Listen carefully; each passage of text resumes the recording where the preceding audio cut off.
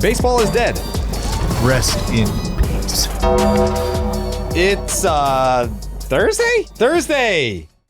It's Thursday. Yes. It's Thursday. Post-hump day. We are a week out from Thanksgiving. Next week is holiday week. Next Thursday, 27th. Yeah, what are we going to do? We're going to record on Wednesday. We're going to put out a Wednesday episode. What are we feeling? Yeah, we should probably go Wednesday. I think that's the thing to do. I will be traveling. I'm going to be up north, Northern California. But the Great White North? I mean, I think that's reserved for Canada. But but I feel like you they like you in Canada. They use you on TV there. Yeah. I love Canada. I love them right back. Yeah, I love Canada. I actually love Canada. Not like Ben Verlander loves Canada. Like you know what I mean? Like he's like, oh, people really like Canada right now. I'm gonna say I like Canada. Yeah, and I love Ben. I love Ben, but that's his recipe. He's like, this is the thing that's in right now. I love it. I am the face of it. But for me, I actually love Canada. I'd love to do. Actually, you know what? Someone had a great fucking idea, and it's almost like they took our idea but made it better. So this offseason, I don't know how well it's going to go with you guys. I think it will go better with me because I'm more naive, I guess. Like I'm giving you credit. This sounds like an insult, but it's actually a compliment. Yeah, you're going to have to expand on this. Yeah. So we talked about doing the live streams where they're old games, but someone said, why don't you guys do live streams of games where you don't know the result? And I was like, there's got to be, like a 1950 something World Series game where I don't know who wins or what happens. There's got to be. Sure. Yeah, but I mean, that's the intrigue, is not knowing what's going to happen. Like, I think honestly, I think there's probably like if we just throw a random game where Sean Green was playing, would you know that that's going to turn out to be a massive game for Sean? 4 home runs and what was it, 10 total bases or something like that, or 10 RBI, right? Like that. Like, would you know what I mean? And then I think once he hit like the second one, I'd be like, oh, it's that game. Yeah, you're like, oh, okay, here we go. Stick around for 2 more. We know what's happening. Yeah, but like the finality of the result, like I do, honestly, I think we're going to have to go back to like 70s, 60s, 50s to have no clue what's happening as it's unfolding. Yeah, but that's part of what I want to do is I want to see how differently the game was played. We've seen highlights from, the 50s, 60s, 70s, whatever, but we haven't, or at least I haven't sat down to watch a full game pitch by pitch, maybe ever. Dude, like, it's the only game that I can think of is bored as shit by the second inning. You think so? Yes. Because the video quality is going to be fucking dog shit. It's going to be black and white, and the game is going to look like it's moving in molasses compared to what you're 70s. Used to. So I was just going to say 50s, 60s, 70s, the game has some pace to it. Yeah. Mid 80s, that's where in my opinion, that's where we probably start to see things slow down. And we might be able to go to time of game and really get an idea of when the game started to stretch out.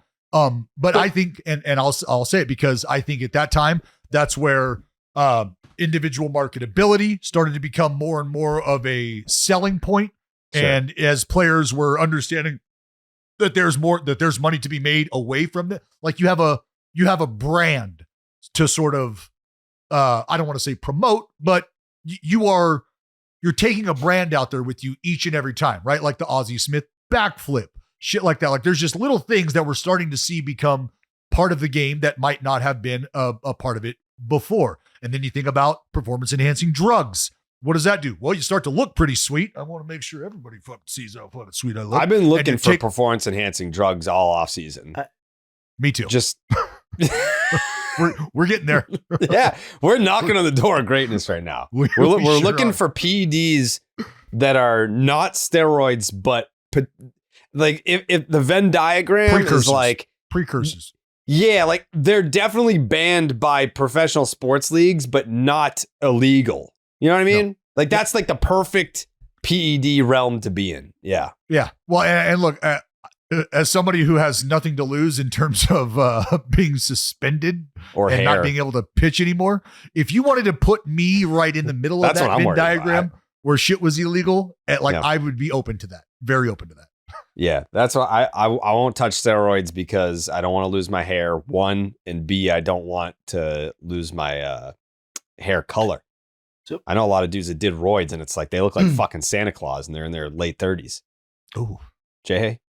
Can we go back to the idea that was pitched? Yeah, about the I think we need an intern for this because you would be great at selecting the game, but you're on the live stream, and I want it to be a just the nuts mystery box where I think that's fine for one of them. I think that is. I don't think the whole thing can be built. Like I think that yeah. And to go back to clarify what I was saying, I understand there were stolen bases and triples and things like that happening. I'm saying that when we would watch a game back, we would be appalled by how slow everything is other than those things. Like the athleticism of the players, the speed of the pitches, the break of the pitches. Like it would look like we were watching what we would now see as like a semi-pro league play in a lot of instances. And like, it would be cool to see Mickey Mantle or whatever come up and hit or something like that, to the extent that we would be able to tell it's Mickey Mantle in the video. But like, I, for one, to speak to the core, one of the points that the person was making about why this is a good idea. And I think I think it's good as a one-off is we don't know the outcome, right? So that's going to be very difficult for, as you've laid out for the three of us to land on that. I think we overestimate how much we remember about games that would be considered like recent great games. So like the 90s and the 2000s and even 10 years ago, like to rewatch those, I think all of us would be struck by, ooh, I didn't remember it happened exactly like that, or I didn't remember he did that, or they made this change at this point in the game. I think it would be its own revelation or revelatory experience to even like, I'm just throwing out like Game 7 of 2001 D-backs Yankees. Like I think that would be right. It doesn't have to be black almost and white. like a completely new experience, all over again. Well, one thing that does give me pause just a bit is something you brought up briefly, Jay, is the timing of things. Like, are you prepared? And I know we don't have to sit through the commercials and shit, but just the pace. Like I watched Fernando Rodney work. I competed against Fernando Rodney. I could have raised 3 families in between pitches with Fernando Rodney. And I mean, there's many a fucking human rain delays out there. And that's something that I think you will notice right away is like imagine a kid today sitting through an entire game of 4 at-bats from Nomar and say the camera is tight shot on Nomar every time he's stepping out and stepping in and what he's going to be treated to. Like, fuck, is this every time? At least he's entertaining while he's not in the box. He's something to look at. You know what I'm saying? Well, yeah, he's doing shit, but I mean, even that. So when we were talking, I went back and tried to pull the best options for the rewatchable games in terms of like video that is available, games that are available and stuff like that. And the number of like YouTube, like the official YouTube video of these games, it's like 340, 350, 335. And it's like, oh yeah. Yeah, it was like that. I do remember it. And like, listen, I'm not complaining. Like I am ready for that. That's what the commercials cut. Yeah, I'm fucking signing up to watch like the 90s and 00s Yankees, Red Sox and shit. I'm ready. But it is a reminder that it's a beast. Some of these games I'm ready are to real do beasts. it like ASAP. I think what are we waiting on again? I thought we said we were going to put it to a vote. Like let the fans select, let our listeners select. Fuck like, the fans. I want to watch what I want to watch. That's okay. Yeah, that was the length of the games though. I don't like. We sat through 7 hours of Kenny Mayne. But I mean, I think the people that listen or watch these streams are going to be like 3.5 hours is not enough. So if we're just talking about this right now, the postseason games, I went through and found the ones that actually are available through like official YouTube streams or whatever. So we can like, if you've got a postseason game that's in your mind, like name it. Like,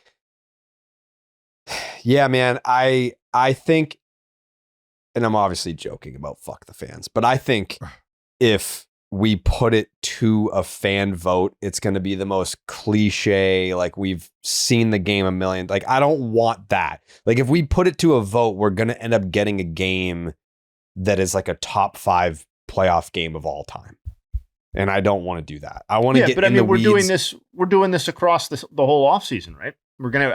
Yeah, you're going to want to get to the best games at some point. Yeah, but it goes by quick. How many weeks do we have? Yeah, it's true. We don't have as many as you'd think.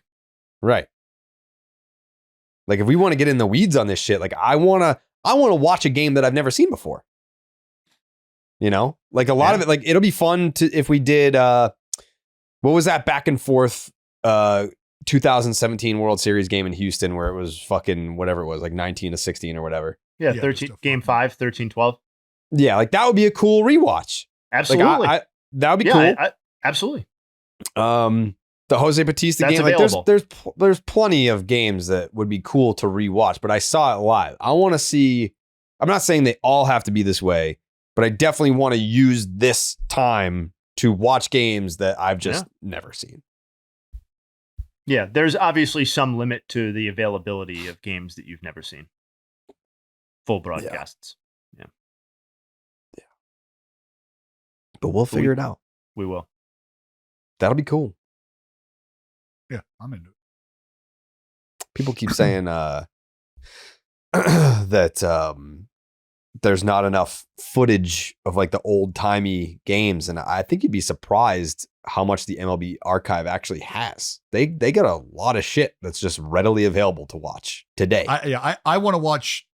I want to watch Bob Feller blow doors. I want to watch Jim Palmer, Bob Gibson, Sandy, Steve Carlton. Carlton and the slider wiping people off the planet. I want to watch. Can we watch just all of Dave Steeb's near perfect games in a row? No hitters. Like, yeah, give me that. Yeah, there's it's an endless list, which is why it should almost be like, I don't know how we come up with it, or Nolan I guess Ryan like the punching algorithm out Ricky for 5,000. Yeah, like instead of putting it to a vote, it's got to be some sort of like random generator. I don't know how we do that. I'm sure there's someone listening where it's like, I could do that. It's like, all right, then let's do it. Yeah. I think we are overestimating the number of full games that are available. Yeah. Overestimating? Yes.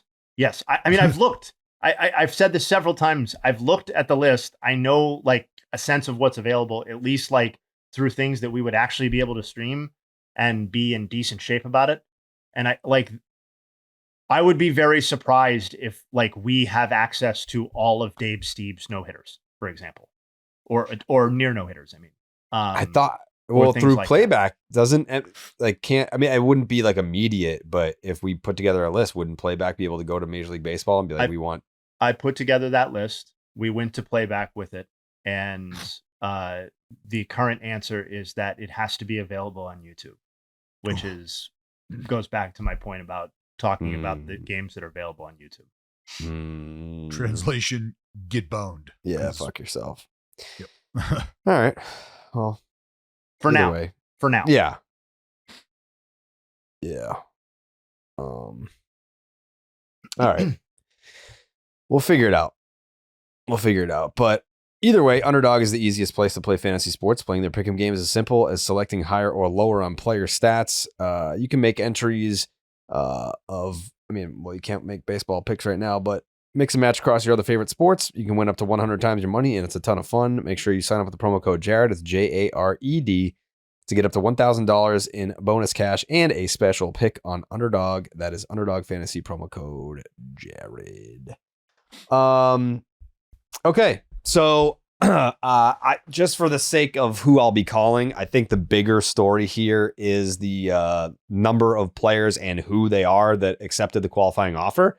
But I did want to give a call to our buddy RDT, who covers the Orioles, because this trade is something that I think the general reaction on Twitter was like, what the fuck? And I think that oftentimes that's, you don't always nail it with that, but I think in this particular case, it was appropriate.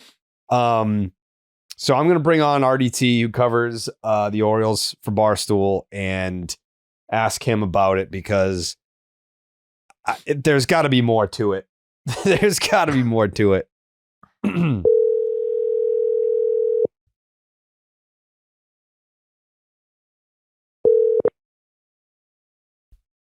Hello. Oh, hello. It's good to hear from you again. Hey, friend. How are you? I'm doing well.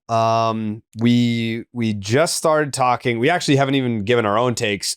I introduced you immediately once we got to the Grayson Rodriguez trade for Taylor Ward. It's a straight up 1-for-1, which, by the way, it's 1 year of control of Taylor Ward for 4 years of control of Grayson Rodriguez. Did I get that correct? Correct. But 2027 is not going to happen. That's not going to be a real year. So I don't know. I don't know that I subscribe to that thought process. I hope not, but yeah, I think this has more to do with like the Orioles are like, this guy is fucking toast, and you can have him if you think you can do something with this in the next 4 years, but we'll take the right-handed power production from Taylor Ward if you don't mind. And what's the scuttlebutt in Baltimore about this? I think you're pretty spot on. I think obviously if Grayson was healthy last year, this trade doesn't get made, because he is penciled into the top of the rotation with Trevor Rogers and Kyle Bradish, and then Dean Kramer following, and hopefully another arm to come this free agency. But yeah, I think again, when you look at it, he last pitched in the big league it was July 31st, 2024. That was a long time ago. And he has had, it's a lat issue. It's an elbow issue. It's a shoulder issue. It's another elbow. He got the elbow cleaned up in August. So that's a lot of wear and tear on this guy's arm. And, the last time we saw him was spring training, like second week, he was throwing, I think it was 89.5 miles an hour. And that's when he said he kind of felt sluggish. And that was pretty much the last we saw of him. If he's healthy, and if the Orioles thought he could contribute this year, he's here, and this trade doesn't get made. So that kind of tells me that's how Michael Elias and the Orioles are thinking. Again, everybody and their mother knows the Orioles need pitching. They don't get rid of Grayson if they think that he can help in the bullpen, in the rotation at any point this year. So yeah, I think they were like, listen, we need a righty power bat. Taylor Ward plays every single day pretty much, unless he cuts his face open on that stupid scoreboard in Houston. But he plays and he's going to hit home runs. So I think that's pretty much the main reason why they did it. They're a better team in 2026 with Taylor Ward than they would have been with Grayson. Dallas? Is there any thought, and I feel this way about it, and I think a lot of people do when they see a move like this, and you touched on it very early, RDT. The medicals. Nobody knows this player better than the Orioles at this point. And when you take what he's gone through physically and you try to marry that to an opportunity to progress or get better, it almost feels like the leash has run out in terms of time for you to get back and be healthy. And then we start our progression for you talent-wise and execution-wise on the mound. It feels like those two paths are no longer going to intersect. They may have been running parallel with each other at a certain point in time, but they're just not going to intersect, where he's now healthy and he's productive, and we have waited out that time. I don't think the Orioles have any more time to wait, which is almost funny to say out loud, because it doesn't feel like the Orioles have ever at a time identified it as, now we go. This is our time to strike. This is our time to supplement our roster. When those times have popped up, it feels like the Orioles have done nothing. Is that fair to say?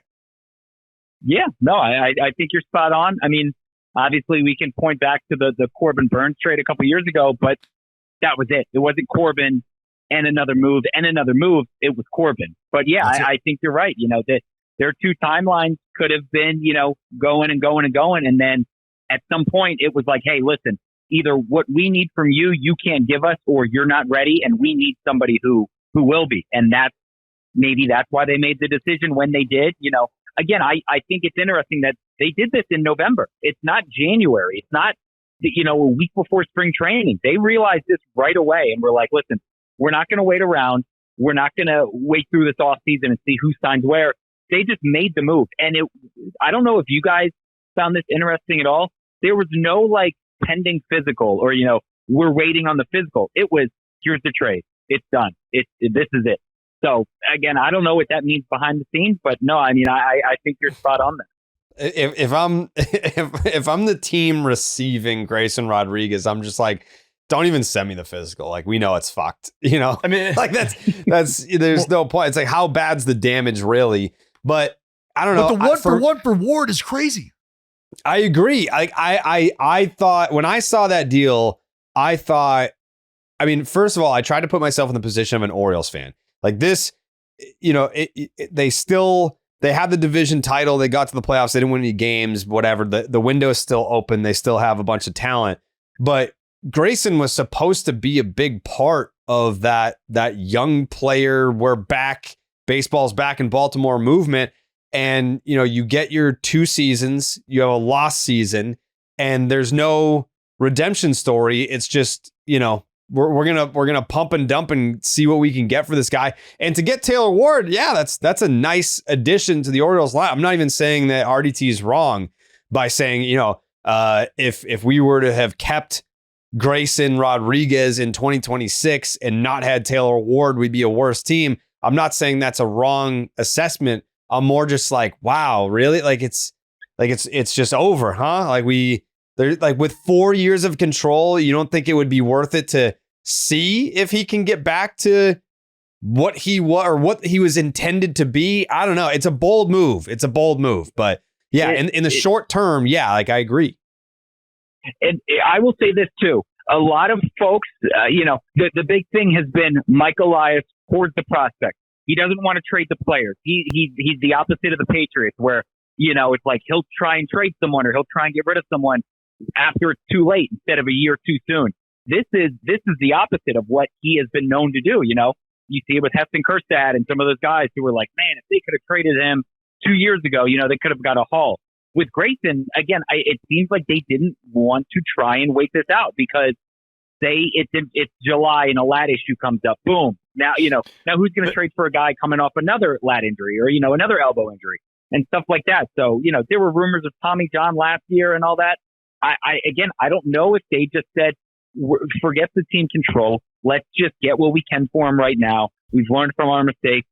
Best of luck in Anaheim. Again, somebody said, you know, it's not like he's going to Tampa or the Giants where, you know, they just churn out pitcher after pitcher and can develop these guys. I mean, what have the Angels developed, you know, ever? They had Ohtani and Trout. You know, they're not doing anything with them. Jared Weaver, was that the last pitcher that, you know, they quote developed? So again, I love Grayson. I hope he does well. I hope the Orioles don't run into him, but you know, they didn't send him to Tampa who's going to rework him or something. So, I mean, there's been so much focus on the Orioles rotation and how dumpy it is and how much work it needs. And I know that it still needs some attention, but like, I do think the outfield, how unsettled the outfield is, speaks to the, like, how necessary Ward was for the Orioles, even on a 1-year deal. I think speaks to like how just as unsettled the outfield was. Like, I know everybody's optimistic that Cowser bounces back or whatever, or reestablishes himself. But, you know, outside of him, there were really no answers or ready-made immediate, we know who this guy is and what he's going to produce answers.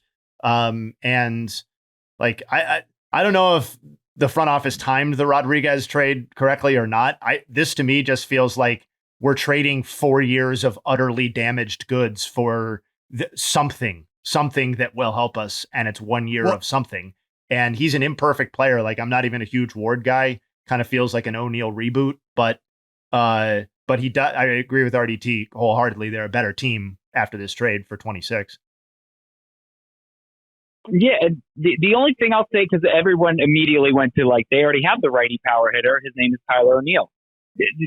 Obviously, the difference is Taylor Ward plays every day, and Tyler O'Neill sneezes, and good Lord, his back is done. Jared told me this, the second they signed him, he's going to make the throw, and he's going to do the cartwheel, and he's going to get hurt when he blinks. So that's, I mean, we would love it if both of them stayed healthy. Like we're rooting for. I don't know if you guys know, we call Tyler O'Neill General Soreness down here in Baltimore now, because he had a stretch where he hit like 4 home runs in 5 games, and then he was out for general soreness.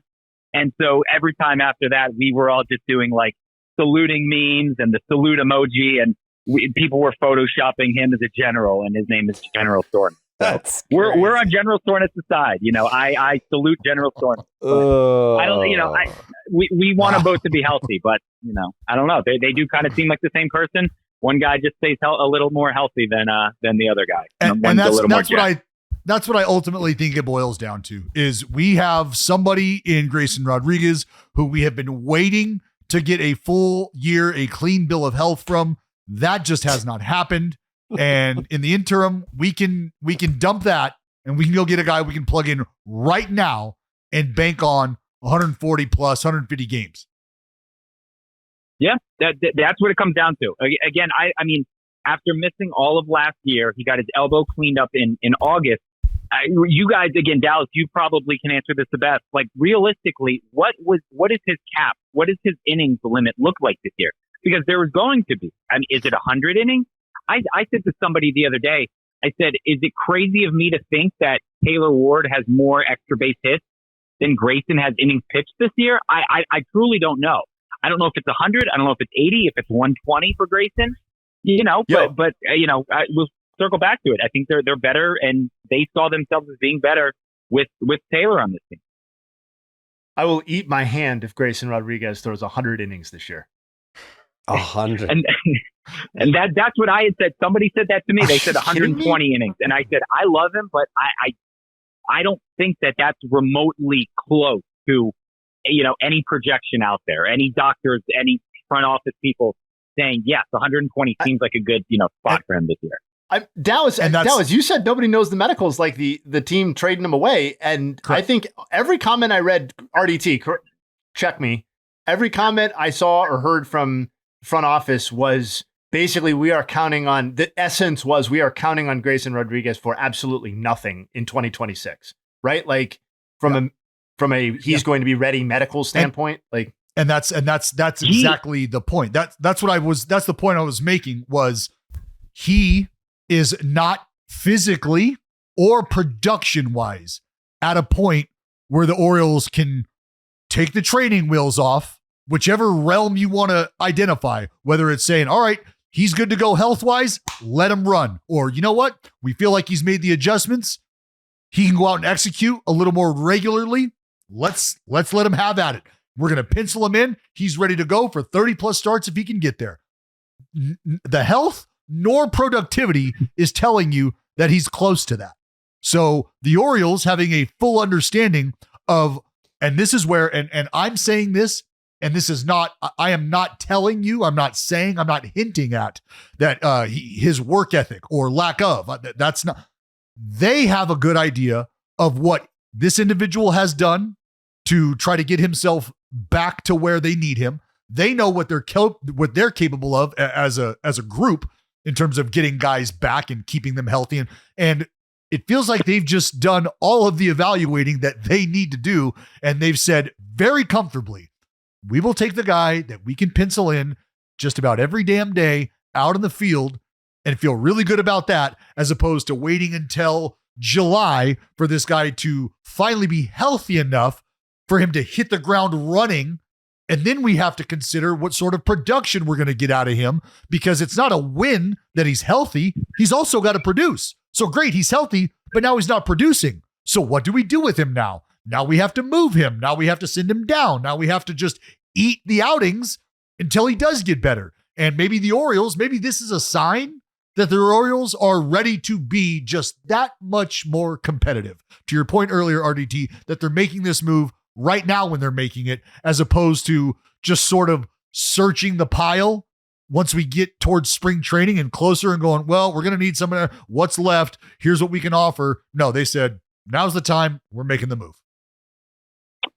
Proactive, not reactive. And again, that was my kind of first thought when it did go down. And yeah, again, I mean, you nailed it, more than anyone. And I will say this too. Obviously, we Orioles fans, we loved Grayson. We really fell in love with the idea of him. We haven't had that horse, that bulldog on the mound since, Mike Mussina. Sidney Ponson. Sidney Ponson was a horse in his diet and the way that he was from a trough. He's a knight. He's a knight. He's a knight. He's a knight. Don't get him on a jet ski. But again, we liked, he was like that first, it was him and DL, drafted, and we're like, these are going to be the guys that, they were drafted before Adley and Gunnar, and they were the ones who were going to kind of lead this. And how do you start, a rebuild off? You build up your pitching, and those two just never developed like we had hoped.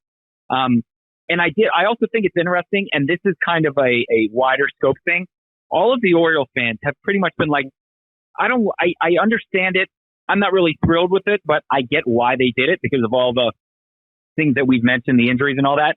But when you look at it from like a baseball content, other people on Twitter, these random check marks that, kind of just aggregate and stuff like that, they only see the name Grayson Rodriguez and they're going, 4 years of Grayson? What are they doing? And nobody is looking into the background stuff, like you said, of the injuries. And again, I don't know about the work ethic and stuff like that, but that's where the national, the Orioles lost again. Another bad trade for them. It's like, I don't think that it's a bad trade for either team as of right now. We're not going to know for a while, but that's my outlook on it. Again, people from the outside just see the name and they see the former top pitching prospect traded for 1 year of control guy, and everyone's kind of losing their mind. But I think obviously you got to kind of have to take a deeper look into why he was traded. Because Alex, like you said, nobody knows this. Nobody knows him better than the Orioles, and they got rid of him awfully quick. And kind of, again, no physical, just thanks to everything, Grayson. Best of luck in Anaheim, and we'll see you, twice a year or something like that. All right, well, we have Corbin Carroll right now, so he's far more important than you. So we're gonna end our Orioles segment, and we're gonna hop right into a Corbin Carroll interview. How's that sound, RDT? Tell him I had a bet on him to win the MVP last year. I pulled at Dallas. You'll like this Top Holiday. I got a game used, I think, numbered Corbin Carroll card. So, just tell him I said hi and all that good stuff. And ask him if you like crab cakes. RDT, I'll ask him about the crab cakes. He's a card guy as well. We might be able to get a John Hancock on that thing for you if you mind your P's and Q's. I'll talk to him though. He's times can be kind of a dickhead, but we'll figure it out. We'll get you taken care of. You said that, not me. I have nothing. No, those are your words. Just repeating it. Thanks for coming, RDT. All right. Well, later, you guys. Thank you. All right, that's already those 4 qualifying offers that we were talking about earlier that were accepted. A record: Shota Imanaga, Brandon Woodruff, Gleyber Torres, and Trent Grisham. I feel like each one is its own discussion, right? Like each one is its own story. I think, of course, like we can have a conversation about the 4 being accepted as its own story, because I think that, a lot of people are making the connection between players accepting the qualifying offer in an impending lockout, whatever. But I think just from an individual perspective, these things are super interesting. I think we can start with Imanaga. He opted out. It was a mutual option, but he opted out. And I think it was like for 3 and 54, I want to say something like that. So he opts out of 3 for 54. Can we double check those numbers? And then ends up accepting the qualifying offer for 1 year, $22 million to stay with the Chicago Cubs. And I don't know. I feel like there's people that are high on Imanaga. What is it? I just want to lay out the sequence just before we continue on. Cubs declined a 3-year, $57.75 million club option that would have kept Imanaga with them through 2028. Once that was off the table, Imanaga declined a $15.25 million player option. which was available to him after Chicago had declined their 3-year option. With both of those things to the side, rejected, Imanaga hit free agency, became eligible for the qualifying offer. They issued him the qualifying offer. He accepts. So that feels like it is. Well, what that feels like is it's a guy in Imanaga who understands, I'll take this money right here. It's a team who understood, don't know that we want to keep him. Maybe we don't know if we want to keep him around that long. So if he's going to perform, it's going to be under this pretense. And then maybe from there, we can figure something else out. If we like what we see after this 26 campaign, we can always revisit the relationship with this guy. If some things that, and this is where I start to go back to the conversation we were having around Grayson Rodriguez, and it has nothing to do with health. It just has everything to do with what sort of natural regression one might expect from a guy going into what will be, he'll still be 32 when he starts next year. But then we're talking about 33, 34, and 35 years old, right? Sure. So I think this offers Imanaga an opportunity to quote unquote bank on himself, take a paycheck that's going to be bigger than he would have gotten, and still have an opportunity to pitch well enough to yield himself potentially another contract offer, whether it's with this team or not, because there will be somebody else out there who will take his services, even if it's going to be less than what the qualifying offer might be next year. But he could very well find himself in this same position again next year. Yeah, and then I think it's also worth noting that you can't do back-to-back qualifying offers, so he'll just go into free agency next year without the qualifying offer attached to him, so teams that are looking to sign him don't have to worry about a draft pick that they have to give up. And that opens so that's up Imanaga. Yep. Trent Grisham, man, Yankee fans are pissed. Hey. They're so mad. And all right, so fucking whiny, man. Yeah, like I'm looking at it from both sides here. If I'm Trent Grisham, sure, why not? Take the $22 million on a 1-year deal. Yeah, sure. I think he could have, we talked about this. He could have gotten what, like 3 for 45? I don't know. Maybe like that's something that we overestimated and that money wasn't out there for him. I don't know. But he took the 1-year, $22 million qualifying offer from the New York Yankees. And now Yankee fans are like, fuck, there goes our whole offseason. Like, because they want to bring Bellinger back. They want to fucking sign Kyle Tucker. Like, they weren't signing Kyle Tucker in the first place, but they're like, this ruins our plans for signing Kyle Tucker and trading for Paul Skeens and Tarek Skubal somehow. Like they're fucking idiots. But delusional. They're super delusional. If I'm Trent Grisham, yeah, sure. Yeah, take your payday, whatever. I mean, it's a center fielder who hit damn near 40 bombs. And I mean, yes, he went ghost in the playoffs, but like we're talking about the overall regular season, like he was tremendous for them. No one was crying about Juan Soto because Trent Grisham was out there socking homers for the New York Yankees. Is it a one-hit wonder situation? I don't know. We'll find out. But it's the best year of his career. Yeah. It's a career year.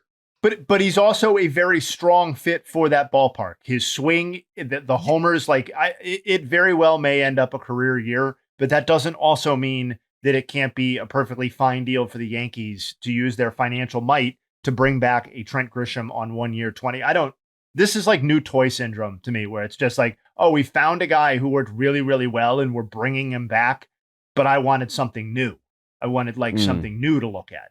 You know what I mean? Yeah. Hit a 125 OPS plus, 34 homers, drove in 74 runs. This is the fucking crazy part. How do you have 35 homer pop and only have 9 doubles? He had 9 doubles. That's fucking crazy. That's what I'm saying about the swing, man. Well, I would love to. Jay, show me an example. Show me an example. Can you pull that data? How many players in baseball fucking history played at least 140 games, had at least 34 home runs and less than 10 doubles? How many times does that happen?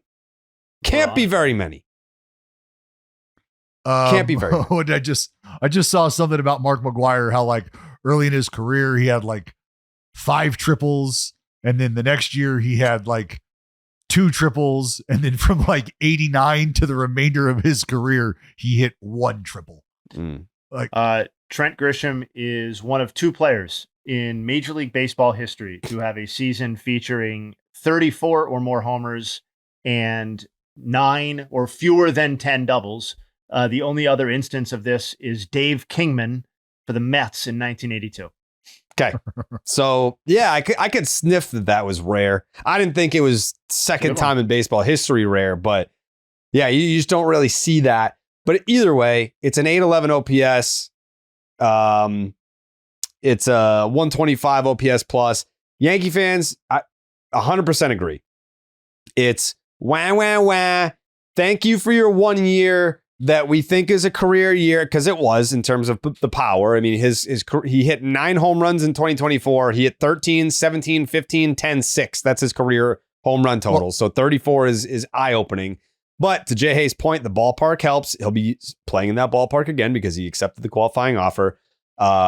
My guess, I mean, if you look at him, you're like, that's a 34-year-old journeyman outfielder, right? Nope. He's 28. So don't let the mustache fool you. He's still young enough to where he can go out and sock 30 home runs again. Well, and I'm not going to put it past him to be able to do that. And when you lay out what sort of, I don't know if that was your projection or if that was something that you had seen somewhere, the 3 for 45 in that neighborhood. Well, think about it. We talked about it here. I know you don't watch the show, but we talked about it right here. We're cutting a full year off of service, and he's getting half of that money, right? Yeah. Here's your 22.5 mil for 1 year, as opposed to receiving 45 over the course of 3 years. Yeah. So, and all, not that Yankee fans probably don't know that Aaron Boone feels this way, but Trent Grisham was a player that I spoke with Booney about specifically, and his level of importance and the role that he plays on that team. And Booney, I said, start with defense, Booney, because I know how I feel about him. What do you got? And he yawned, jokingly yawned, and said, boring. That's how good it is out there for me, is it's almost boring to watch because he makes really good plays look really easy. And it's almost like a boring sort of effort, but you realize how good he is out there. And then he talked about his presence at the plate. And I'm not talking about the power presence per se, but those numbers speak for themselves. But you need guys to be on base. You need guys that are going to put together quality at bats. And that was something else that he started to talk about was, pitch selection and being on base and being a disruptor if you can. Like, we need guys that are going to grind out at bats. We need guys that are going to provide the big dogs behind him with opportunities to drive runs in. That's where a guy like Trent Grisham comes into place, right?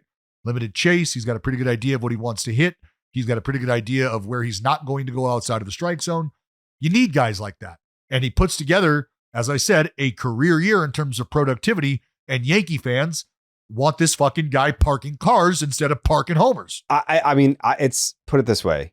It's not that Yankee fans don't want Trent Grisham back. They don't want him back for $22 million because it throws a wrench into their offseason plans, which I totally understand. It's not like he is not a player that was popular. He was. It's not like a player that didn't perform in the Bronx. He did, but he's not that guy. Like he's not that guy. So I'd love to hear it. That Brian Cashman made a fucking huge mistake by giving him the qualifying offer. No, I think it's that I'd rather have Trent Grisham at 1 and 22 than Cody Bellinger on whatever deal he gets. And I don't care what market I play in, actually. Let me process that. Now, if I can have both of them, great. But if we're making this about we have no chance to sign Cody Bellinger now because we have committed $22 million to Trent Grisham this season, that to me, I'm not like 100% excited about it. But Can I ask a question? Yeah. In this exercise, am I the Yankees that gets Trent Grisham for the 1 year, $22 million? Yeah, I mean, I you can play it out however you'd like. I was playing it out as if I'm the Yankees. Yeah. Yeah. I think if you're the Yankees, 1 year, 22 for Trent Grisham is probably a better situation to be in than whatever deal Cody Bellinger gets from here. Like, what do you think he's going to get? 6 years? How old is he? 30? 31? Yeah. Whatever he gets. Yeah, 30 years. Yeah, 100 million plus 150 million, whatever it ends up being.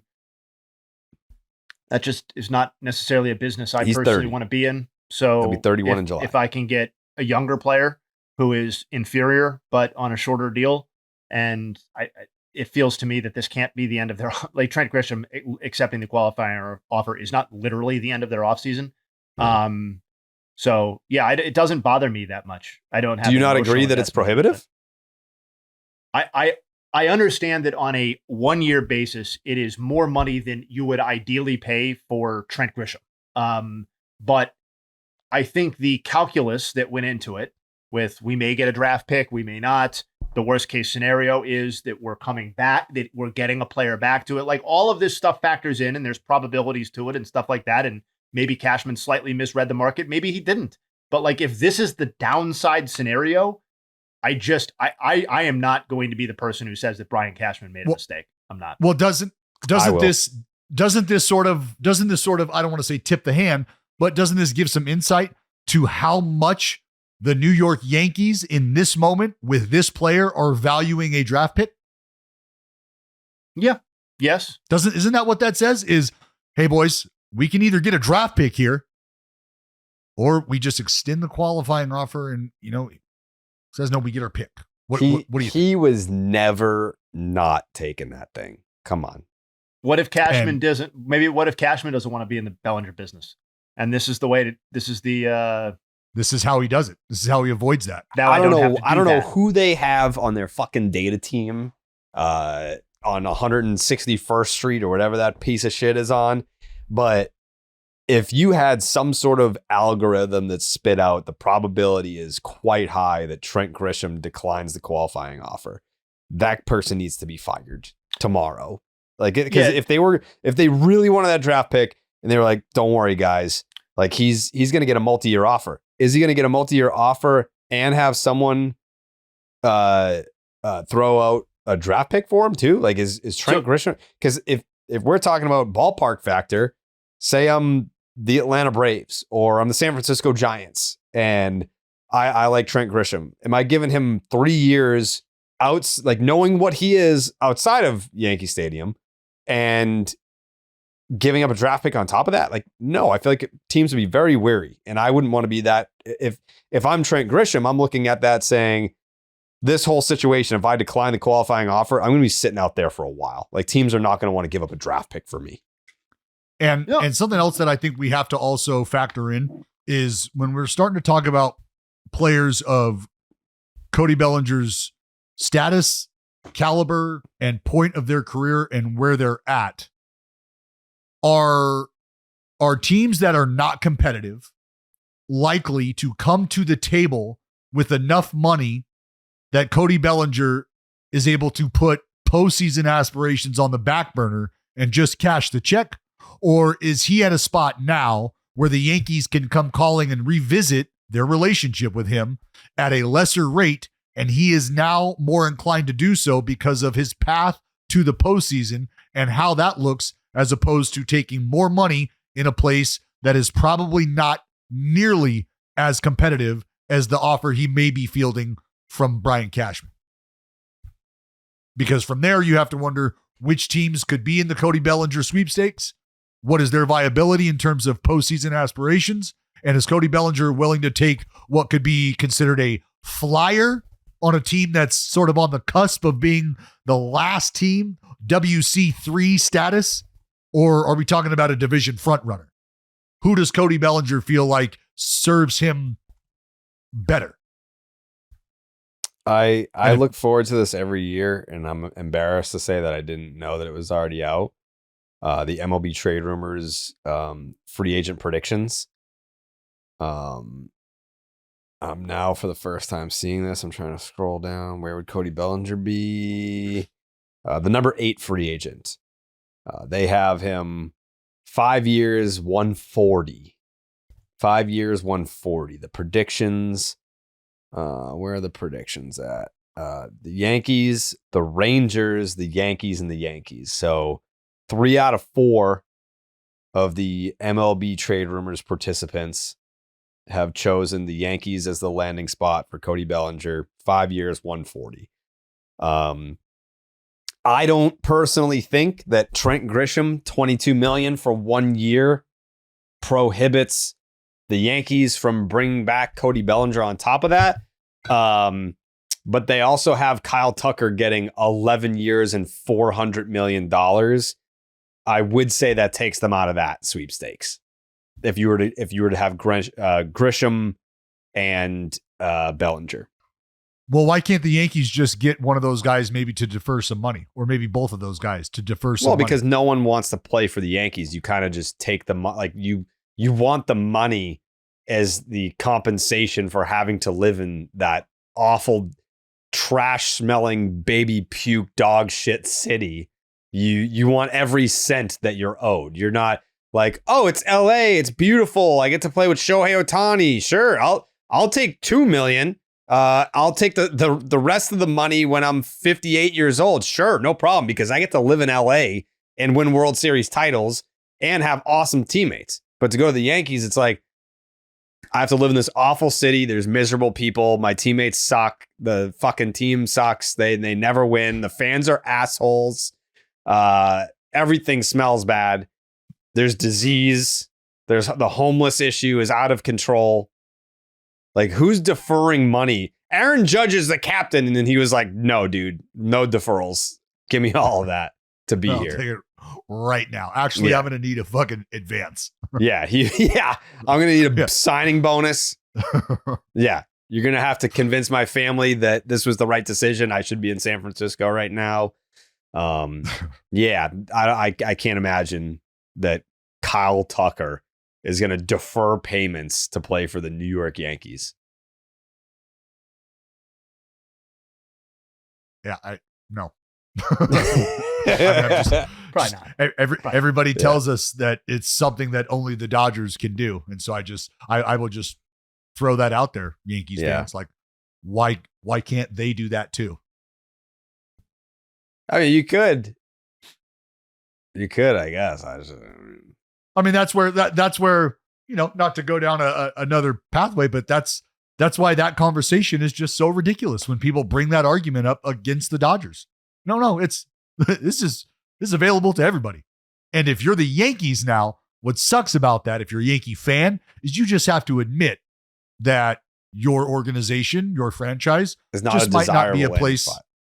Yeah, it's not a desirable place to be. I think they know that now, though. I think that they've finally come to terms with the fact that the 90s are over, the Jeter era is over, the 27 rings is becoming more pathetic by the year, and they're just a team. They're a big market team. It's not like what has become of the New York Yankees. Like, they were able to go out and pay Aaron Judge. They're not the team that is spending, the modern day equivalent of $1 billion in an offseason like the Dodgers are doing, but they're still a big market team. And, New York is New York, but they're not known for winning. They're more known for losing in big games and falling flat on their faces. And, I was thinking the other day, like, I think for me, it would bother me, Dallas. I feel like you think I'm joking. I'm not joking. It would bother me if Aaron Judge retired without a ring. Like, my hatred for the Yankees was so much more passionate in my younger years. And even back in 2009, like when A-Rod finally won a World Series title in 2009, I was like, you know what?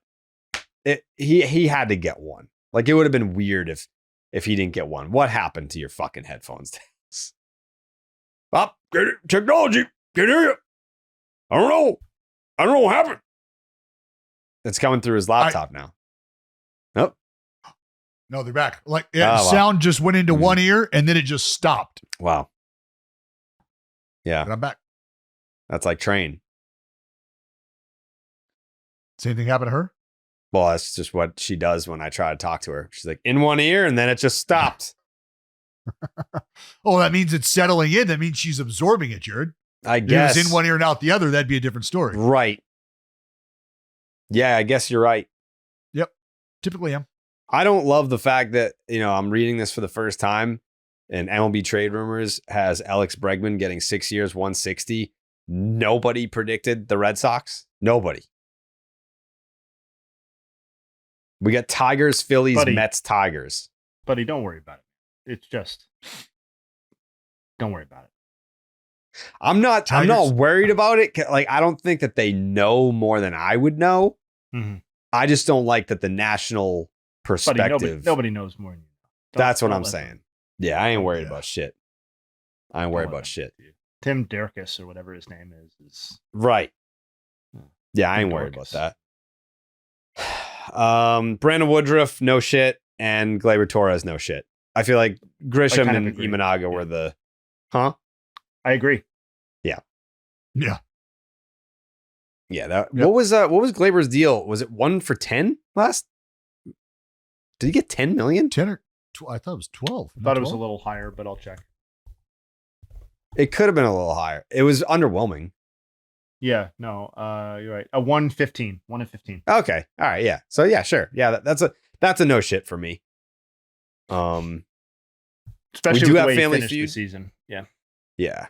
We do have Family Feud, but there were a couple of like news and notes I wanted to hit on really quick. It's a sad day for JJ Bleday-day. Baby. Yeah. I didn't see that one coming. The DFAs around like the Rule 5 draft and the trades and all that, you see some wild shit happen. But it was definitely a sad day, baby. Well, it's just look, when you have like, he's just a victim of the roster is ultimately what this is. Like, yeah. Tyler Soderstrom, like, you thought you had breathing room when you were like, all right, they're going to park Sody at first. Fantastic. Fuck. Nick Kurtz is here. Now they got Soderstrom going out to left. Fuck, he's making plays out there. God, and he is swinging the bat really well. That kind of compromises my spot. And that's unfortunately what happened. A down year after having an incredible year the year before. I love the fact that JJ said, no, I'm totally confident I can repeat or come close to something similar. Unfortunately, that wasn't the case. And I mean, this is how quickly, like we were talking about with Corbin Carroll, you heard it in the interview. You know, the game makes adjustments. The game throws at you everything it can every single day. And it's up to you to figure out ways to stay afloat. And it happened at a very unfortunate time for JJ Bleday, for a Nick Kurtz to show up, win Rookie of the Year, and be the presence that he is going to be for a long time. And then watch Tyler Soderstrom make the adjustments on the fly and become a well-rounded player. I mean, guy's a baller, man. Dude's a baller. And you didn't know that was going to happen until it happened. Mm-hmm. Very quickly, Christopher Morel designated for assignment. The Mets released Frankie Montas, and the Red Sox designated Nathaniel Lowe. None of that was, I mean, at least I can speak from the Red Sox perspective, that wasn't unexpected because of what he was doing in arbitration. I don't know. There's an outside chance that they could bring him back on like a smaller deal. I'm sure he's just going to catch on somewhere else. The Red Sox are in the market for Pete Alonso, which I've come around big time on that. I can tell. I can tell you have. Why? Because I follow him on Instagram. Why? Is that why? I don't track your Instagram. I don't know. Dude, I followed him on Instagram yesterday and had people reaching out being like, I saw you followed Pete Alonso on Instagram. Does that mean he's coming to the Red Sox? I'm like, what? First of all, why the fuck did you know that? Like, why are you monitoring my Instagram following? And second of all, like, I'm trying to play footsie. I don't know anything right now. I don't know anything. I do know about a player that the Red Sox met with over Zoom who's outside the organization. I do know that, but it was not Pete Alonso related. But although I am very much, who was it? Yeah. I can't tell you that. What was their social? Security number. Are you? My bad. I didn't know. Are you an employee? Because if you're an employee, I totally understand. I'm not a narc. Is what you're asking me is personal information. We just have a podcast where we divulge information and we discuss things going on in the baseball world. I didn't know that. Yeah. Well, when it inevitably gets reported by another source and Tyler Milliken cites that source instead of me, who told him originally, I'll be sure to let you know. Okay. Yeah, because I mean, like, if it's nothing more than just interest, which is no, I feel like you don't do a meeting with someone unless you're trying to like interested, right? Yeah, but you could be more than interested. Like, there's different, like the Pittsburgh. But what do you have to say about your shitburg Pirates? Why? What do we have to say about that? Oh yeah, Josh Naylor. Yeah, we fucking offered him 15% less than what he signed for. Give us credit. Shut the fuck up. Are you kidding me? All these Pirates fans that are coming after Jay for making fun of the fucking organization. Like, I was seething reading some of the replies, being like, who are you? What are you, an Angels fan? Like, you guys suck. Like, because he has Mike Trout as his profile picture. That's the like, best shut the fuck up. I'm sick and tired of Pirates fans trying to bully the people on this show. It's crazy to me. We're sick and tired of being fucking bullied. That's the problem. No, we're not bullying you, though. That's the problem. We are trying to expose how degeneratively this organization is run so that there's more attention on the problem, and Pirates fans are like, fuck you guys. I'm like, you know what? Burn in hell. Yeah. I hope your organization sees it. I hope they move the Pirates to fucking San Juan. I don't give a fuck anymore about that organization. Move them out of the fucking country. The fans, that's like, I get it. Like, if you want to watch all the games, God bless you. I respect it. I love you, the sickness that you have, that you can sit there for 162 of Pirates baseball. But when Jay and I try to point out the problem in the room and you defend them, enjoy your Stockholm syndrome, you sick fucks, you freaks. Hey, just want to let you know that Puerto Rico is a U.S. territory. Yeah, but it's not. Yeah, but like it's its own country. Yeah, contiguous. They have their own national anthem and flag. Shut up, Dallas. You're part of the problem too. You're a Pirates Bobo. Raise. Shut the fuck up. That team is not. How embarrassing is it that you have to, like, Paul Skeens has to do interviews with Dan Patrick and be, hey, Dan Patrick is literally like, so you guys are never gonna win, right? And he has to be like, maybe someday. Like, he knows the deal. He's just like, yeah, he's the whole I want to get traded to the Yankees thing. He doesn't want to get traded to the Yankees. He just wants to win. Does he know that he can win? I'm sure he deep down believes that maybe someday, like, they're about to have a nasty rotation. I'll give you that, Dallas. The Pittsburgh Pirates rotation is about to be for real for a while. Is that going to be enough to win in Pittsburgh? I don't know. Time will tell. Maybe Skeens is right. Maybe they're just right around the corner. But to the fucking parade, the celebration in the streets that these fans had because they were like, we almost signed Josh Naylor. No, you didn't. You didn't come close. And you're interested in Kyle Schwarber? Good luck with that. You think he's going to come to Pittsburgh? Sounds good, buddy. Let me know. Let me know when the press conference is. I will sit in the front fucking row. If the Pittsburgh Pirates sign Kyle Schwarber, I will apply for a pass. I'll be front fucking row in that press conference, and I'll be the first person to ask a question. Be like, down here, front row, Kyle, congratulations, all the man. way down here. Good. The wrong show. I was going to suspend you. It's the wrong show. I'll be the first person to ask him a question and say, Kyle, thank you for being the reason why the Pittsburgh Pirates are going back to the postseason. Faith rewarded. All the people out there on Twitter that are have their thoughts about Jay and myself trying to disparage the organization, congratulations on being the reason why this franchise has turned around. That's all I got to say about that. You're not. Fuck you. You're not mad at me. You're mad at your neighbor. I am mad at my neighbor too. Yeah, I honestly am. I don't know what the fuck I'm going to do about that either. Like, my life is in danger. I do fear. Yeah, you and I are cool though. Mm-hmm. If you're watching, you and I are cool. Yeah, she loves you. Yeah. Did we lose? She definitely Dallas knows again? who you are. Can he not hear?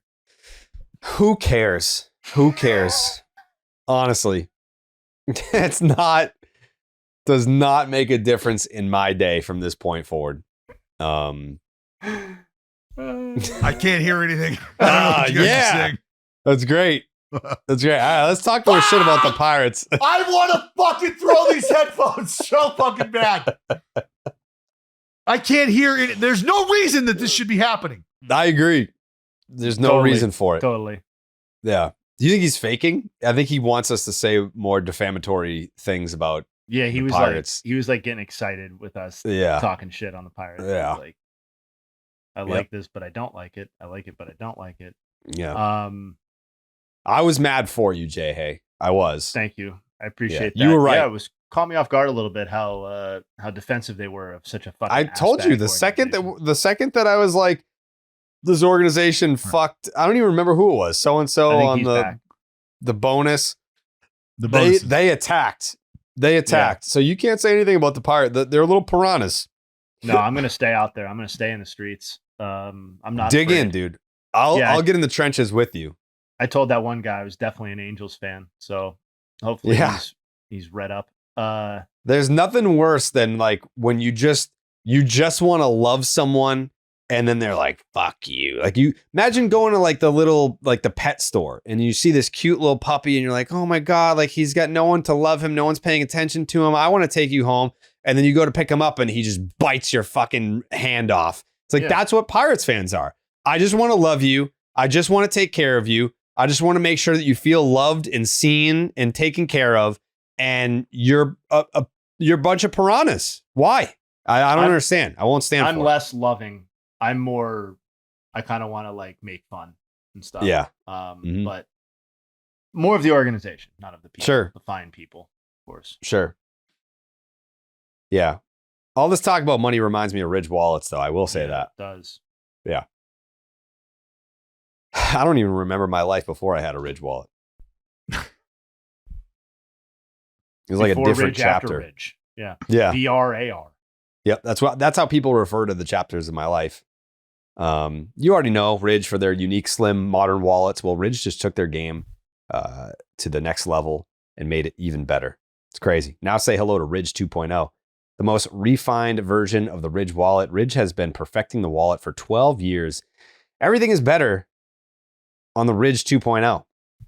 It's 10% lighter. Every gram matters in the Ridge Wallet 2.0. They found the perfect balance. They made it more modular with improved cash straps, money clips, and the AirTag attachments, improved surface design, plated cash straps made with premium materials like aluminum, titanium, and carbon fiber.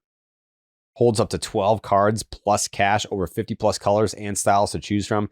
You can even get a wallet that features every NFL, MLB, or college team, perfect for holiday gifting, especially since Ridge is having their biggest sale of the year right now. Plus, all Ridge wallets have new industry-leading built-for-life warranties.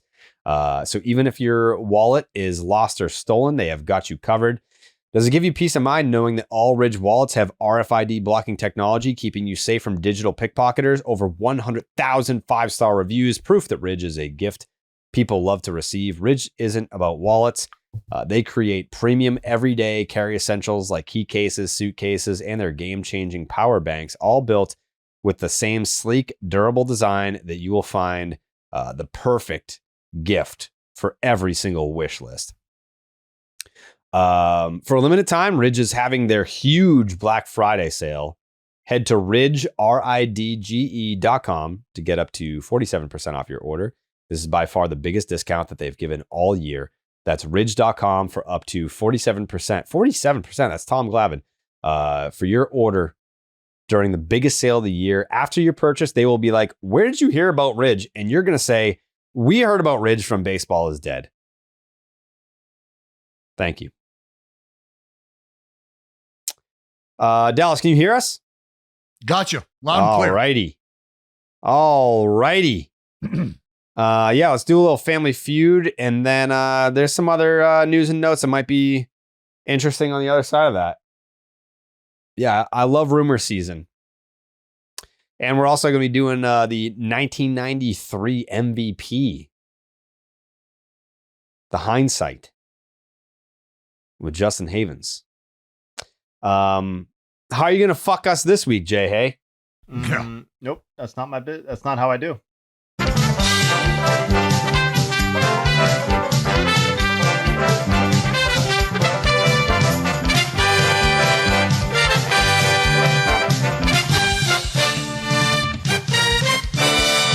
Oh, welcome back to Baseball is Dead Family Feud. I'm your man, Justin Havens. The boys are riding a little streak here. It's back-to-back L's. I believe it's 3 is a streak, right? That's what they say in the ball game. That's a dynasty.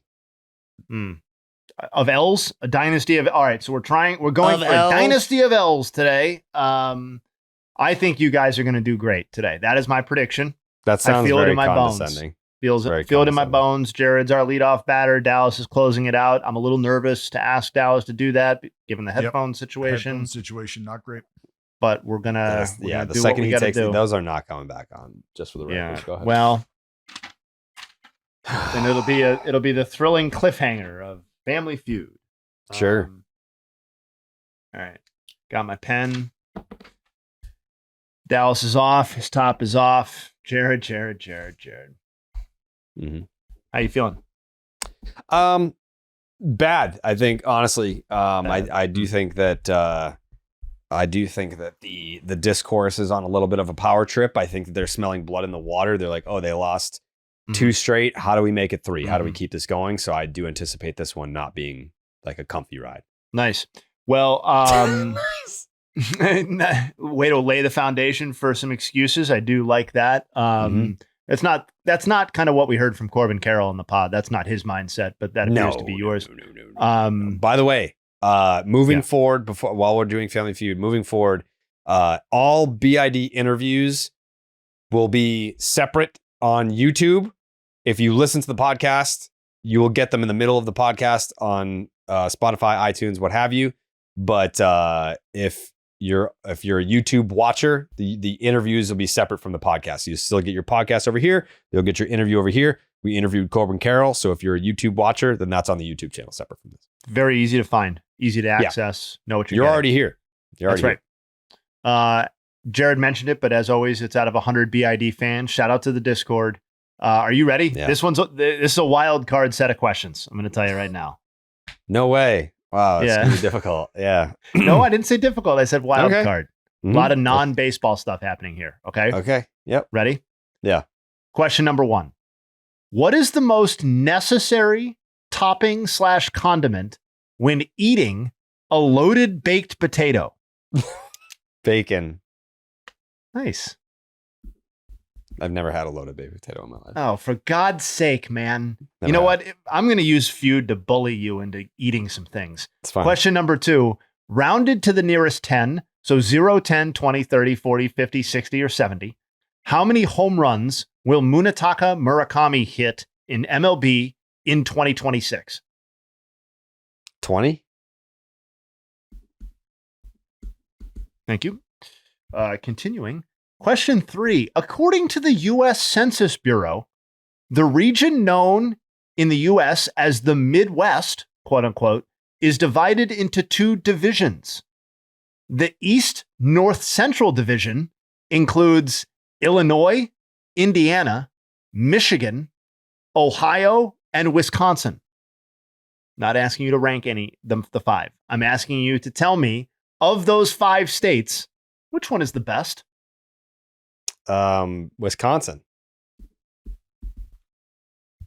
Question 4.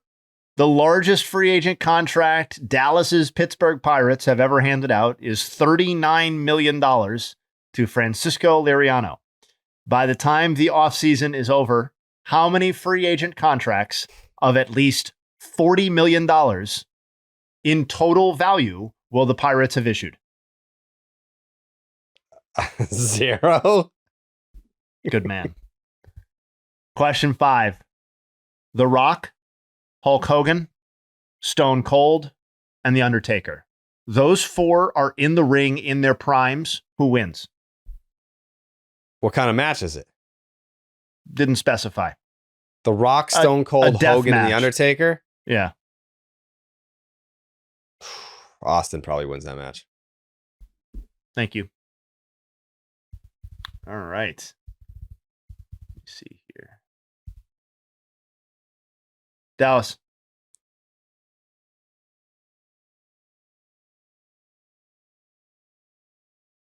This is gonna be a while, folks. So get comfy. Go grab some hot chocolate if you have. Oh, you're in? Yeah. Yeah, that was great. What were you guys talking shit? No. We're on the same team. I don't do. I know that that's how you operate, but I don't shit talk my teammates. I mean, I'm gonna watch this episode. Yeah, okay. I can say whatever I want when you have your headphones off. You'll never know. Yeah. You'll never. Now that I know that, I'm gonna go ham. Yeah. All right, D. I'll tell you that you are past the 100 point mark. So Jared got you. That's shocking. North of 100. He did a very nice job. I feel like that's like a very top heavy answer. Like I feel like there's one question where I nailed it and then that carried me. We'll see. That would count. That would count. Dallas, as always, it's 100 BID fans. Shout out to your Discord friends. Are you ready? I just got to prepare for what I mean. There's how many you should prepare your anus. You have more than we always prepare that anus, but the but I already told you you're north of 100. I mean, what are you going to complain about? I got to prepare for. What are you going to complain about? Or there's 18 different scenarios here. Bear with me while we work through them all. Yeah, I mean, you'll love the questions. Nothing about the essence of the questions has changed. Question number 1. What is the most necessary topping / condiment when eating a loaded baked potato? Bacon bits. Fucking sour cream. Amazing. Rounded to the nearest 10, 0, 10, 20, 30, 40, 50, 60, 70. If you want to go higher, I suppose you could. How many home runs will Munetaka Murakami hit in MLB in 2026? 20. Oh, he ain't 10. He ain't hit fucking 30. 10. Fuck, that's such a low number. It is. It's too low, but that's okay. Question 3. Here's a meaty one. Open up those ears. According to the U.S. Census Bureau, the region known in this shit. According to the U.S. Census Bureau, the region known in the U.S. as the Midwest is divided into 2 divisions. If you didn't know that. The East North Central, mouthful division, the East North Central division includes Illinois, Indiana, Michigan, Ohio, and Wisconsin. Of those 5 states, which one's the best? Indiana. Go Hoosiers. Probably objectively the only wrong answer, but okay. You'll get some points for it, I guess. Mind blowing. The guy's never been to Indiana. That's what that tells me. Mind blowing to pick Indiana. It's like one of the worst. The largest free agent contract that your Pittsburgh Pirates have ever handed out is $39 million to Francisco Liriano. By the time the offseason is over, you may remember him. How many free agent contracts of at least $40 million in total value will the Pirates have issued? None. What the fuck? One. Come on. The fuck? Question 5. That's The Rock, Hulk Hogan, Stone Cold, The Undertaker. Those 4 are in the ring in their primes. Who wins? Fucking Taker. You kidding me? All right. Let's do it. Yeah, you can't kill him. It's question number 1. Loaded baked potato. What are you putting on it? Jared, well, you both said bacon. That was the number 4 answer. 17 points. Well, okay. I understand where you're coming from. The top 3 answers are cheese, butter, and sour cream. I mean, that's like that is the foundation of bacon. But butter is not a topping. Butter is just that's what goes on it. From there, what do you want to put on top of your fucking baked potato? They disagree, and frankly, I disagree with you too. I think butter belongs on this conversation because butter was going to be my first answer, but I even said I was like, not butter. Listen, dude. Sour cream was worth 22. Butter was worth 23. Leave it alone. Leave it alone. Jared, you guys got 39 points out of that question. 22 and 17. Cheese was the number 1 answer. That was 29 points. Every other answer besides those 4 got 1 point. Somebody said Dallas. That's no. I don't want. That's too loaded. No. That is far too loaded for my baked potato. Question 2, Murakami's home run total. You both tried 20. That was the number 1 overall answer, 58 points. So a massive, massive number here. That gets you all the way up to 97 already. Dallas, after that, pivoted to 10. That was worth only 8 points, but was the third most common answer. It gets you guys up to 105 through 2 questions. So cooking. 30 was the second most common answer. That was 27. But again, 58 points for 20. The Midwest question, asking you to tell me which of those 5 states in the East North Central Division is the best. Jared went with Wisconsin. That was the number 1 overall answer, 28 points. That brings you up to 133. Thought for sure it was going to be Illinois because of Chicago. Indiana, which was Dallas's pivot, obviously the least common answer. You were going to get something here. You got 8 points. Pretty good. I'd call that a win. I was going to go Michigan. Well, Wisconsin, Illinois, and Michigan were 28, 27, and 26. So all of the power was, as you would expect, having visited these places, concentrated there. Illinois? Illinois was second with 27. Okay. Wisconsin 28, Illinois 27, Michigan 26, Ohio 11, Indiana 8. So we are at Larry Bird. We are at 141. You guys still have 2 questions. Might not even need the last question. We'll see how it goes. Don't want to jinx you, but the largest free agent contract the Pirates have ever signed is $39 million. How many will they issue that are larger than that this offseason? You both tried 0. That's going to be worth 98 points. That was the second most common answer. 38 points, though, so robust. 179. Dallas pivoted to 1. Guys, you guys are back in the winners column. Hit the music. Victory!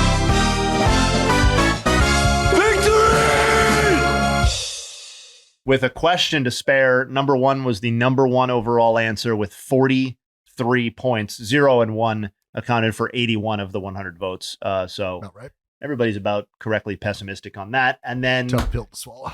The wrestling question made this a complete laugher and put you guys north of 300 points on the afternoon. Jared said Stone Cold. That was the number 1 answer, 48. Dallas said The Taker. That was 35, the second most common answer. So again, you guys racked up 83 points from that question alone.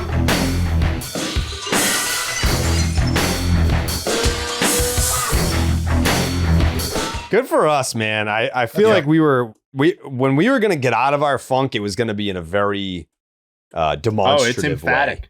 Yeah. It is emphatic. It couldn't be more emphatic, actually. Yeah. Congrats to you guys. That's a good one. It's a good way to bounce back. Taking a nap after that win. Doing my Undertaker. The official total is sorry, hold on. 316 would be funny. Oh, stop it. Now, unfortunately, it's 306. I wish I could tell you it's 306. Close enough though. 306. Yep. Yeah, we could have been a lot closer to that if we had fucking butter. Classic topping butter. Butter. No, that goes on to the potato. You split the potato open, you throw the butter in, it melts, and then what do? You put your toppings on the fucking potato. Yeah. I kind of agree, but no, that's fine. What it is. I mean, yeah, I do both. I put the butter in and then I put more butter on. Yeah, why not? Why not us?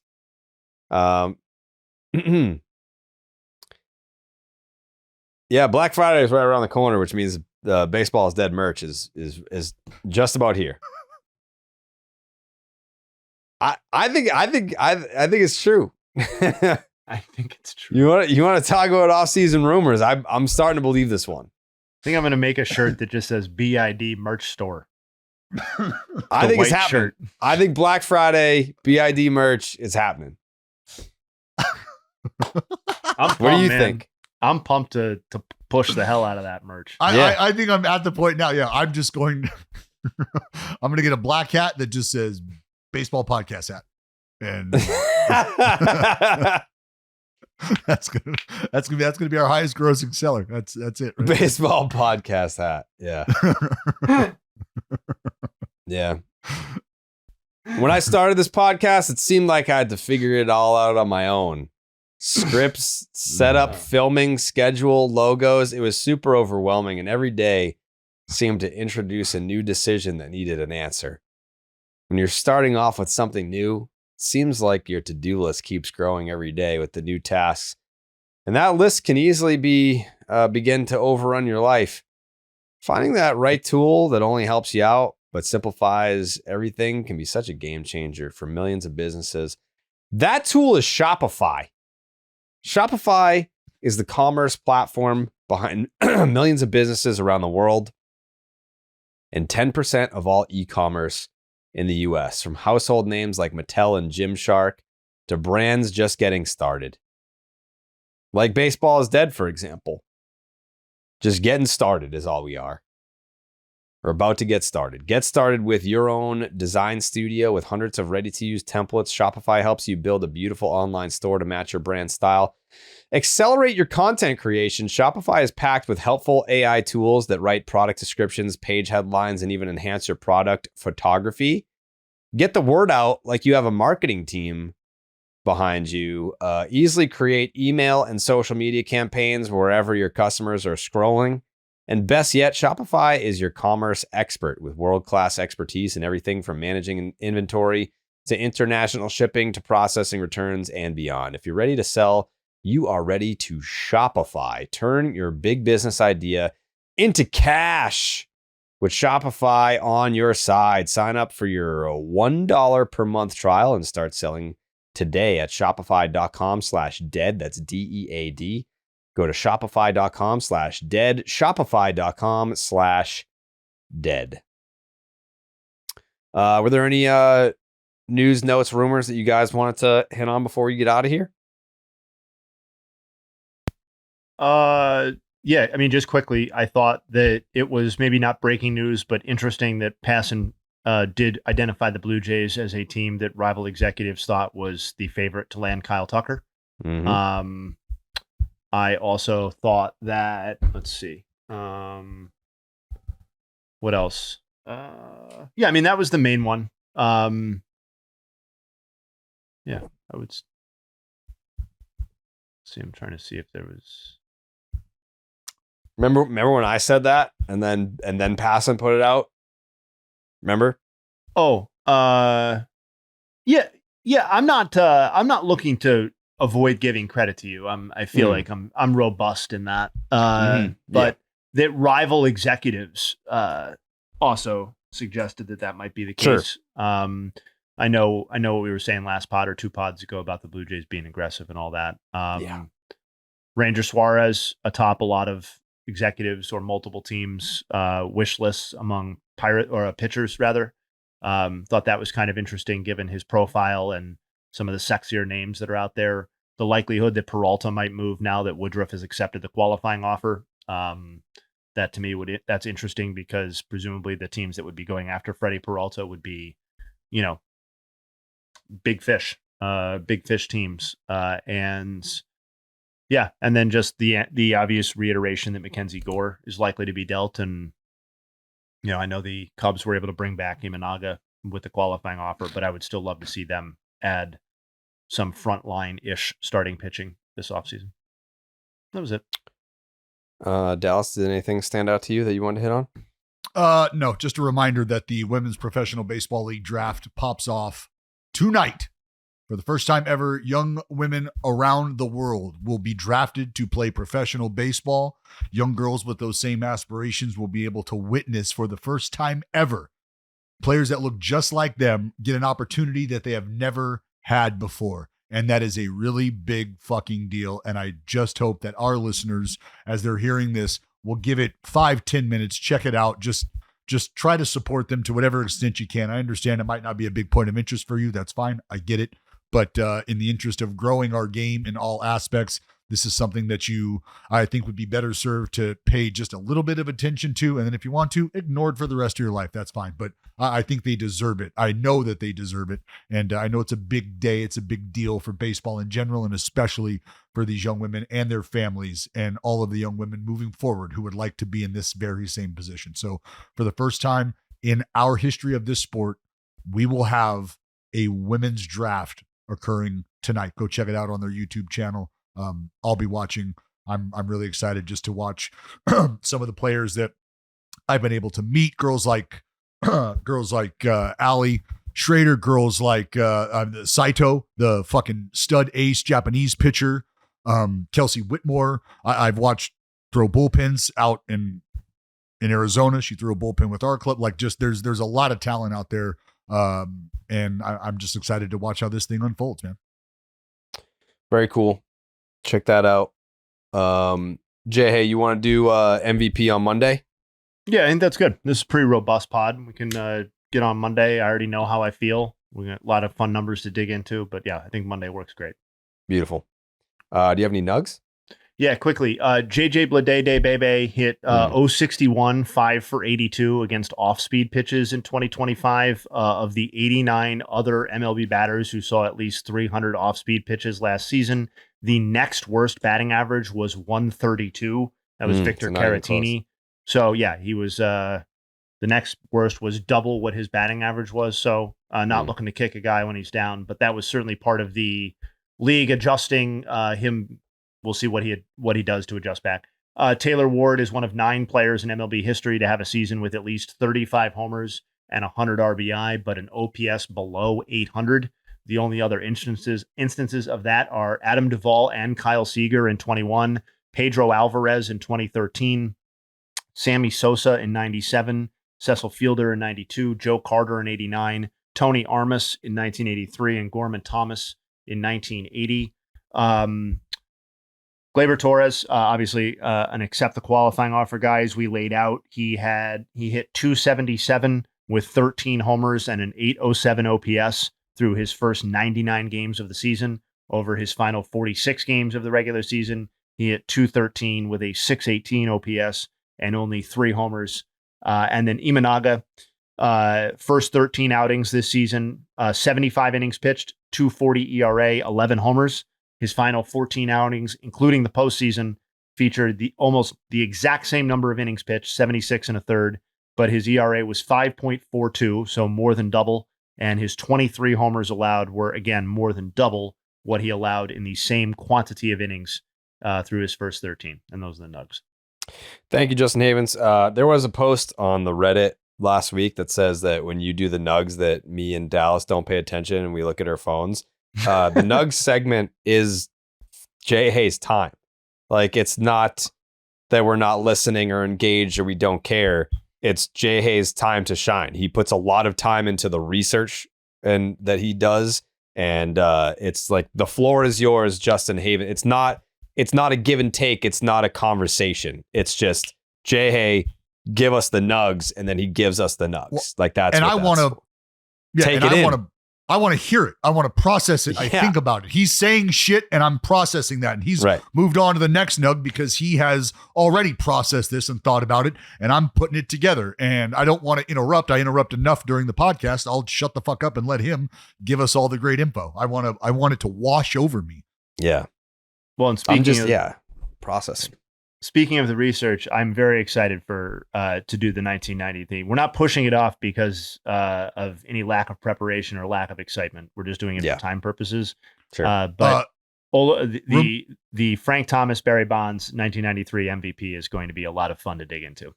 Well, I was going to say, rumor has it there was a very, very large individual at your door earlier today that you didn't answer. You sent out a tweet, you got a knock on the door, and now all of a sudden we're just not doing the MVP conversation anymore. Well, so yeah, no. Yeah. Some are calling you a pussy, baby back bitch, but I'm not. You know, No verdict has been changed. Everybody shows up on Monday. You're going to get the same verdict. Nobody calling you a pussy. Nobody has intimidated me into any decision change. In fact, all right. I'm going to go in and tell you right now that the guy who won it unanimously has no fucking business holding on to that MVP award. Wow. Strong. That is strong. Yeah. Eugenics. Wow. Okay. All right. Something to think about over the weekend before Monday's Baseball is Dead. Very excited for that episode. Again, if you are a YouTube watcher, then the Corbin Carroll interview is on our YouTube page. That's how we're going to do it moving forward. The interviews will be separate from the podcast. And then obviously, if you're just a podcast listener, the interviews will be included in the podcast. So don't worry about it. All right. Have a great weekend. And hopefully by Monday, we'll have some more updates on our streaming venture for the offseason because I'm very excited for that. Enjoy your weekend. We'll talk to you guys on Monday. Go slap some butter on your baked potato, you fucking discourse dorks. Wow!